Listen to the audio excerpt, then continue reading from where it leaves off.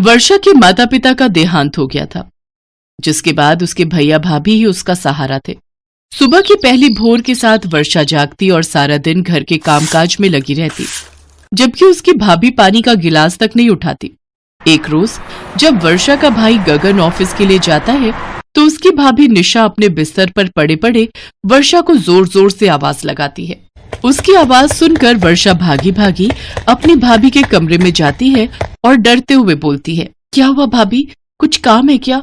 अरे निकम्मी, कितनी देर से आवाज लगा रही हूँ, हैं? सुनती क्यों नहीं है? तुझे पता है ना कि मुझे उठते ही कॉफी चाहिए होती है।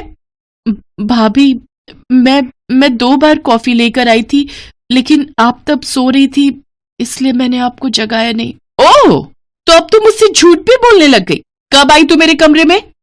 अब भाभी, आपके उठने का कोई टाइम तो फिक्स है नहीं, इसलिए मैं खुद ही बार बार आकर नजर मारती रहती हूँ कि आप कब उठोगे। अच्छा, तू कहना क्या चाहती है कि मैं देर तक बिस्तर पर पड़ी रहती हूँ? रुक, बहुत दिन हो गए तेरी हड्डियां तोड़े हुए, अभी बताती हूँ तुझे। निशा का स्वभाव कुछ ऐसा ही था, उसे सिर्फ खुद से ही प्यार था और किसी की उसे पड़ी ही नहीं थी। फिर एक दिन निशा की सहेली दिव्या उसके घर आती है। दोनों मिलकर ड्रिंक करती हैं और उसके बाद पत्ते खेलने लगती हैं। तभी दिव्या निशा से कहती है, यार निशा, बाहर बारिश हो रही है, अगर गरम गरम पकौड़े खाने को मिले तो मजा ही आ जाए। तो रुक, मैं अभी वर्षा को बोलती हूँ। वर्षा, वर्षा, अरे कहाँ मर गई? जी भाभी। जी भाभी की बच्ची, जल्दी से किचन में जाओ और हमारे लिए गर्मा गर्म पकौड़े बनाकर ला। थोड़ी देर के बाद वर्षा दोनों के लिए पकौड़े बनाकर लाती है। ये देख दिव्या निशा से कहती है, वैसे निशा, तू है तो सचमुच बड़ी ही दिल वाली, तभी तो बिन माँ बाप की इस लड़की को अभी तक अपने घर पर रखा हुआ है। तूने अब तक इसकी शादी नहीं की, अब तो तू जल्दी से इसकी शादी कर दे और अपनी जिम्मेदारियों से छुटकारा पा ले। हाँ, अरे वर्षा, तू अब तक यहाँ क्यों खड़ी है? यहाँ खड़े खड़े हमारी बातें सुन रही है क्या? चल निकल यहाँ से। अरे यार, इस मुसीबत को तो मैं भी जल्द से जल्द अपने घर से भेजना चाहती हूँ, लेकिन इसके लिए कोई लड़का मिले तभी तो। और मैं तो बस इतना ही चाहती हूँ कि भले लड़का कैसा भी हो, लेकिन वो बस दहेज न मांगे और शादी भी सस्ते में ही कर ले। बल्कि मैं तो कहती हूँ कोर्ट मैरिज या मंदिर में ही कर ले, ताकि कोई झंझट भी ना हो और मुझे इस पनौती पर पैसे भी ना खर्च करने पड़े। अगर तुझे पैसे से इतना ही प्यार है तो अपना पैसा लगाने की जगह ऐसा कुछ सोच कि तेरी ननद की वजह से तेरी अच्छी कमाई हो जाए। लेकिन ये कैसे मुमकिन है? अपनी कुंवारी ननद का सौदा करके, और ऐसा करके तेरे एक तीर से 2 निशाने हो जाएंगे। एक तो तुझे पैसे देने की जगह पैसे मिलेंगे और साथ ही तुझे उससे छुटकारा भी मिल जाएगा, और वो भी हमेशा हमेशा के लिए। इससे तू भी खुश हो जाएगी और वो भी। सौदा? अरे अगर मेरे पति को पता चला ना कि मैंने उनकी बहन का सौदा किया है, तो तब तो वो पक्का मेरा भी सौदा कर देंगे। इससे तो यही अच्छा है कि जब तक ये यहाँ है मेरी नौकरानी बनकर ही रहे। देख निशा, मैं तो तेरी भलाई के बारे में ही सोच रही थी। अब तो भले ही कितनी भी छोटी शादी करे अपनी ननद की, लेकिन उसमें ना करके भी तो खर्चा हो ही जाएगा। अब आगे तेरी मर्जी कि तू क्या करना चाहती है, इसीलिए मेरी मान तो उसका सौदा कर ही दे। निशा भले ही दिव्या को अपने पति की बहन का सौदा करने से मना कर देती है, लेकिन लालची स्वभाव के कारण वो आखिर कब तक अपने लालच को दबा कर रखती। ऐसे ही कुछ दिन बीत जाते हैं। फिर एक दिन निशा का पति गगन मिठाई का डब्बा लेकर आता है। अरे अपना मुंह मीठा करो तुम दोनों, आज हम सबके लिए बहुत ही खुशी का दिन है। आज मेरी बहन वर्षा के लिए एक बहुत ही बड़े अमीर घर से रिश्ता आया है। क्या रिश्ता? और वो भी अमीर घर के लड़के का? हाँ रिश्ता, और मुझे तो लड़का बहुत पसंद आया। एक बार तुम दोनों भी लड़के से मिल लो, फिर देखते हैं कि क्या करना है। और वैसे भी हमारी वर्षा की उम्र अब शादी लायक हो चुकी है। लेकिन भैया, अगर मेरी शादी हो गई तो फिर आप लोग कैसे रहोगे? भाभी को भी घर के काम करने की आदत नहीं है। अरे मेरी गुड़िया रानी, अब तो हमारी फिक्र करना छोड़ और अपने आगे की जिंदगी के बारे में सोच। बस तेरी शादी हो जाए और हमें क्या चाहिए। और तू काम छोड़ेगी तभी तो निशा के सर पर जिम्मेदारियां आएंगी। ये मेरे पति की बहन जो मुझे फूटी आंख नहीं भाती, उसकी शादी एक बड़े और अमीर घर में? नहीं, मैं ऐसा बिल्कुल नहीं होने दूंगी। अब मुझे कुछ करना होगा जिससे सांप भी मर जाए और लाठी भी ना टूटे। अगले दिन निशा अपनी सहेली दिव्या से मिलती है और उससे अपनी ननद के सौदे की बात करती है। 2 दिन बाद निशा वर्षा को अच्छे से तैयार करके एक पार्क में ले जाती है और कुंती देवी नाम की एक औरत से मिलवाते हुए कहती है, ये मेरी कुंवारी ननद है जो कि दिखने में काफी सुंदर है और ये आपको भी काफी पसंद आएगी। भाभी, ये कौन है और मुझे इनसे क्यों मिलवाने लाई है? ये मेरी रिश्तेदार है और अब तुम इनके साथ ही जाओगी। लेकिन क्यों भाभी, मैं इनके साथ क्यों जाऊं? और भैया ये बात जानते हैं क्या? हाँ, उन्हें सब पता है। दरअसल हम दोनों कुछ दिनों के लिए बाहर घूमने जा रहे हैं और उन्होंने ही कहा था कि मैं तुम्हें अपने किसी रिश्तेदार के घर छोड़ाऊं। इसके बाद निशा कुंती देवी को अकेले में लेकर जाती है और उससे कहती है, मैं अपनी इस ननद का सौदा तुमसे कर रही हूँ। अब आज के बाद तुम उसके साथ कुछ भी करो, मुझे उससे कोई लेना देना नहीं है। एक बार अच्छे से सोच लो, फिर मत बोलना कि इसको वापस भेज दो। अगर एक बार हमारा सौदा पक्का हो गया तो फिर मैं तुम्हें नहीं जानती और ना ही तुम मुझे। ठीक है, तो फिर सौदा पक्का। अपनी ननद का सौदा करके शाम को निशा वापस अपने घर आती है तो गगन उसका इंतजार कर रहा होता है। कहाँ रह गई थी निशा? मैं कब से तुम्हारा इंतजार कर रहा हूँ। कहाँ चली गई थी? और ये वर्षा कहाँ है? वो भी कहीं दिखाई नहीं दे रही। मैं भी वर्षा को ही ढूंढ रही हूँ, वो सुबह से लापता है। कहीं ऐसा तो नहीं कि तुम्हारी शादी करवाने की बात से वो परेशान हो गई हो और उसने घर ही छोड़ दिया हो। वर्षा सुबह से गायब है और ये बात तुम मुझे अब बता रही हो? अरे मैं उसका भाई हूं, कोई कसाई नहीं जो उसकी मर्जी जाने बिना ही उसकी शादी कर देता। अब मैं जा रहा हूं अपनी बहन को ढूंढने। इतना कहने के बाद गगन अपनी बहन की तलाश में निकल पड़ता है, लेकिन फिर भी उसको वर्षा का कहीं पता नहीं चलता। काफी खोजबीन के बाद भी जब उसे वर्षा नहीं मिलती तो वो थक हार कर घर वापस आ जाता है। वो जैसे ही अंदर जा रहा होता है तभी उसे अपनी पत्नी की बातें सुनाई देती हैं। अरे यार, अभी तो उस पनौती, मेरा मतलब है गगन की बहन का सौदा करके पैसे मिले हैं मुझे, तो मैं तुझे 1-2 दिन में तेरे पैसे भी दे दूंगी। ये बात अच्छे से याद रखना निशा कि तुम्हारी कुंवारी ननद का सौदा करने का आइडिया मैंने ही तुझे दिया था। तुझे जल्दी मेरा हिस्सा भी मुझे दे देना चाहिए। अगर कहीं तेरे पति के आगे मैंने मुंह खोल दिया ना तो तुझे दिक्कत हो जाएगी। ये कैसी बातें कर रही है तू? मैं कौन सा तेरे पैसे लेकर भाग रही हूँ? मैं तो यही बोल रही हूँ कि 1-2 दिन वेट कर ले। समझती क्यों नहीं है तू? कुछ ही देर में उन दोनों के बीच में काफी तू मैं हो जाती है और दोनों एक दूसरे की सारी पोल पट्टी खोल देती हैं, जिसे गगन सुन लेता है और वो अंदर आकर कहता है, तुम्हें शर्म आनी चाहिए जो अपनी ही ननद का सौदा कर दिया। अरे तुमसे अच्छे तो पराये लोग होते हैं जो कम से कम हमदर्दी तो दिखा देते हैं, तुम्हारी तरह दिखावा तो नहीं करते। गगन, अब तुम्हें कोई गलतफहमी हुई है। अब हम तो किसी और के बारे में बात कर रहे थे। अब भला मैं अपनी ननद का सौदा कैसे कर सकती हूँ? इसके बाद गगन निशा से अपने सारे रिश्ते तोड़ देता है और उसे अपने घर से निकाल देता है और फिर पुलिस की मदद से अपनी बहन को ढूंढ निकालता है और उसे अपने घर वापस ले आता है।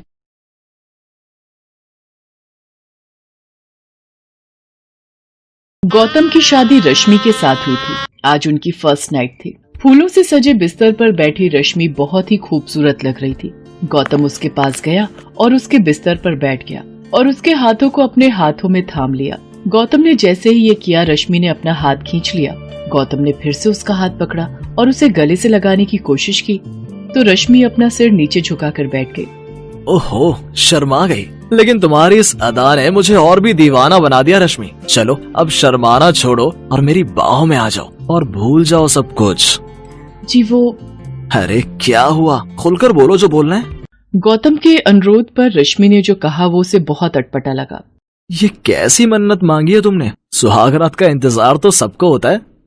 जी होता तो है, लेकिन मैंने शादी के पहले ही आपकी लंबी उम्र और हम दोनों का प्रेम खूब बढ़े, इसके लिए ये मन्नत मांगी थी। और मन्नत मांगते वक्त ये कहा था कि शादी के 1 महीने बाद ही मैं अपने पति के साथ खुलकर प्रेम करूंगी। 1 महीने तक हम रहेंगे तो इसी कमरे में, लेकिन एक दूसरे को स्पर्श नहीं करेंगे। हाँ चलो, अब तुमने मन्नत मांगी है और वो भी मेरी लंबी उम्र और आपस के प्रेम के लिए, तो मैं तुम्हारी बात का मान रखूंगा। दोनों की शादी को 3 दिन हो गए थे। गौतम कैलेंडर में दिन ही गिन रहा था। एक सुबह जब गौतम शेविंग कर रहा था तभी दरवाजे पर दस्तक हुई। रश्मि, दूध वाला होगा, जरा दूध ले लो। रश्मि ने दरवाजा खोला। दरवाजे पर दूध वाला ही था। रश्मि ने दूध का बर्तन दूध वाले के आगे इस तरह रखा कि उसका हाथ दूध वाले के हाथ से सट गया। दूध वाले ने अपना हाथ हटाना चाहा तो रश्मि ने जानबूझकर उसके हाथ से अपना हाथ रगड़ना शुरू कर दिया। अरे मालकिन, ये क्या कर रही हैं? 3 दिन पहले ही तो इनकी शादी हुई है। क्या हुआ भैया, क्या सोचने लगे? कुछ नहीं मालकिन। ये कहकर वो हड़बड़ाकर वहां से जाने लगा तो रश्मि ने उसे देखकर अपनी एक आंख दबा दी। रश्मि की इस हरकत से उसे जोर का झटका लगा और वो पूरे रास्ते यही सोचता गया कि गौतम जी की शादी गलत लड़की से हो गई है। बताओ, 2 दिन हुए शादी को और वो पराये मर्द को न सिर्फ छू रही है बल्कि आंख भी मार रही है। छी छी छी छी, घोर कलयुग आ गया है। एक दिन जब गौतम ऑफिस गया हुआ था तो कपड़े लेने के लिए धोबी उनके घर आया।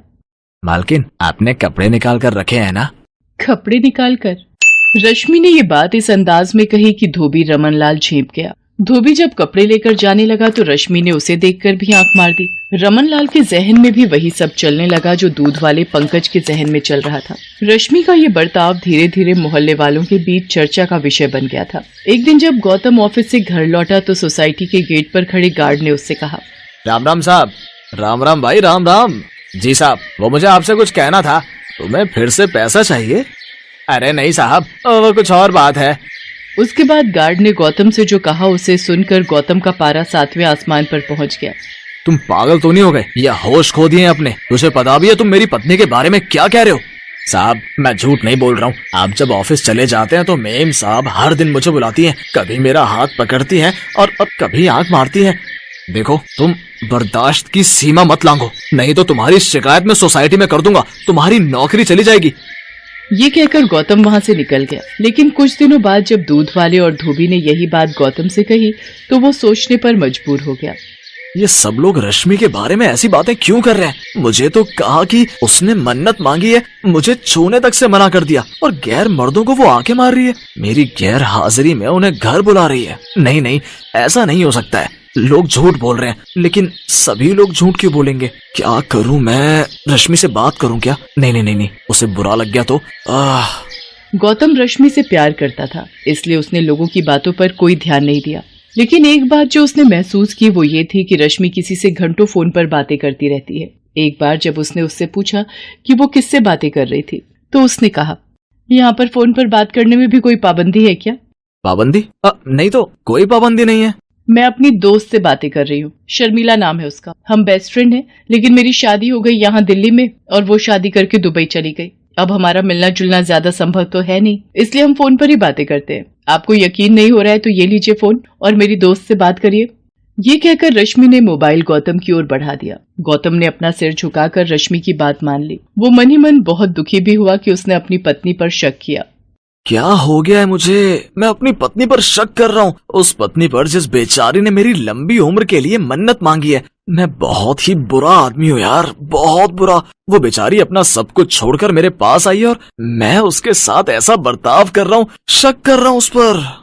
उसने अपनी पत्नी से माफी मांगी। एक रात की बात है, गौतम गहरी नींद में था, तभी रश्मि बिस्तर से उठी और दूसरे कमरे में जाकर फोन पर बातें करने लगी। निरंजन, मैं अपनी हरकतों से पूरी कोशिश कर रही हूँ कि मेरा पति गौतम मुझे छोड़ दे, लेकिन वो तो जोंक की तरह चिपक गया है मुझसे। देखो निरंजन, मैं तुम्हारे बिना जी नहीं सकती। कोई उपाय करो और मुझे इस नरक से निकालो। मुझे नहीं रहना है गौतम के साथ, एक दिन भी नहीं, एक पल भी नहीं। रश्मि को ये बात पता नहीं थी कि उस दिन उसकी सारी बातें गौतम ने सुन ली हैं। जब वो अपनी बात खत्म करके बिस्तर पर पहुंची तो गौतम जगा हुआ था। अरे, आप सोई नहीं है? सो ही तो रहा था रश्मि आज तक, तभी तो मुझे कुछ पता नहीं चल रहा था। ये आप क्या कह रहे हैं? क्या पता नहीं चल रहा था? यही कि मैं तुमसे जोक की तरह चिपक गया हूँ। तुम यहाँ नर्क में रह रही हो। ये सब आप क्या कह रहे हैं? मेरी कुछ समझ में नहीं आ रहा है। रश्मि, अब तो सच बोल दो, ये निरंजन कौन है जिससे तुम आधी रात को बातें कर रही थी? सच सच बोल दो रश्मि, मैं तुम्हें कुछ नहीं कहूंगा। गौतम की बात सुनकर रश्मि रोने लगी और रोते रोते उसने गौतम से कहा, निरंजन और मैं साथ ही पढ़ते थे। हम दोनों एक दूसरे से बहुत प्यार करते थे और शादी भी करना चाहते थे, लेकिन क्या? मैंने ये बात अपने पेरेंट्स को बताई तो वो उखड़ गए और बिरादरी के बाहर शादी करने से साफ साफ मना कर दिया। रश्मि और निरंजन के प्रेम के बारे में जानकर रश्मि को उसके माँ बाप ने घर में ही नजरबंद कर दिया और अपनी बिरादरी में लड़का देखने लगे। फिर जबरदस्ती उसकी शादी गौतम से करा दी गई। शादी के बाद सुहाग रात को मैंने तुमसे झूठ बोला था कि मैंने कोई मन्नत मांगी है। मैं चाहती थी कि तुम मुझसे दूर रहो। यही नहीं, मैं ये भी चाहती थी कि तुम मुझे घर से निकाल दो। इसलिए मैं दूध वाले, धोबी और वॉचमैन के साथ वैसी हरकतें करने लगी। रश्मि, तुम्हें मुझसे पहले ही ये सच्चाई बता देनी चाहिए थी। मैं चाहती थी बताना, लेकिन तुम मुझे इतना प्यार करते हो कि मेरी हिम्मत नहीं हुई तुमसे कुछ कहने की। रश्मि, तुम बेफिक्र रहो, मैं निरंजन से तुम्हारी शादी कराऊंगा। रश्मि तो यही चाहती थी, लेकिन अगले दिन रश्मि के साथ एक ऐसा हादसा हुआ कि सब कुछ बदल गया। उस दिन रश्मि निरंजन को फोन करके ये खुशखबरी दे रही थी, तभी उसके घर का झूमर खुलकर उसके ऊपर गिर पड़ा। रश्मि लहूलुहान हो गई। गौतम ने रश्मि की ये हालत देखी तो वो उसे लेकर अस्पताल पहुंचा। आपकी पत्नी को बहुत गहरी चोट आई है, इन्हें तुरंत आईसीयू में एडमिट करना होगा। रश्मि का खून बहुत बह गया था, इसलिए डॉक्टरों को उसे ब्लड चढ़ाना पड़ा। ब्लड गौतम ने ही दिया था। पूरे 1 महीने रश्मि अस्पताल में रही। इस बीच गौतम ने किसी बच्चे की तरह उसका ध्यान रखा, उसे टाइम पर दवा देना, खिलाना पिलाना, जब तक वो सो नहीं जाती उसके सिरहाने बैठे रहना। 1 महीने बाद जब वो पूरी तरह ठीक होकर घर आ गई तो रश्मि, अब तुम पूरी तरह से ठीक हो गई हो, लेकिन तुम थोड़े दिन और आराम कर लो। उसके बाद तुम्हें जब भी निरंजन के पास जाना होगा प्लीज मुझे बोल देना, मैं तुम्हें छोड़ दूंगा। गौतम की बातों को सुनकर रश्मि की आंखें भर आई। गौतम, मुझे छोड़ दोगे किसी गैर मर्द के पास? गैर? निरंजन से तो तुम प्यार करती हो। प्यार करती थी, वो मेरा पास्ट है और तुम मेरा प्रेजेंट हो। 7 फेरे लिए हैं मैंने तुम्हारे साथ। मैं मानती हूँ कि मुझसे गलतियां हुई हैं, लेकिन मैं दावे के साथ कह सकती हूँ कि तुमसे ज्यादा प्यार मुझे कोई नहीं कर सकता गौतम, कोई नहीं। I love you Gautam, I really love you. मेरी गलतियों के लिए मुझे माफ कर दो और मेरे गले लग जाओ। गौतम रश्मि से बहुत प्यार करता था। जो प्यार करते हैं वो दूसरे की गलती को दिल से नहीं लगाते, बल्कि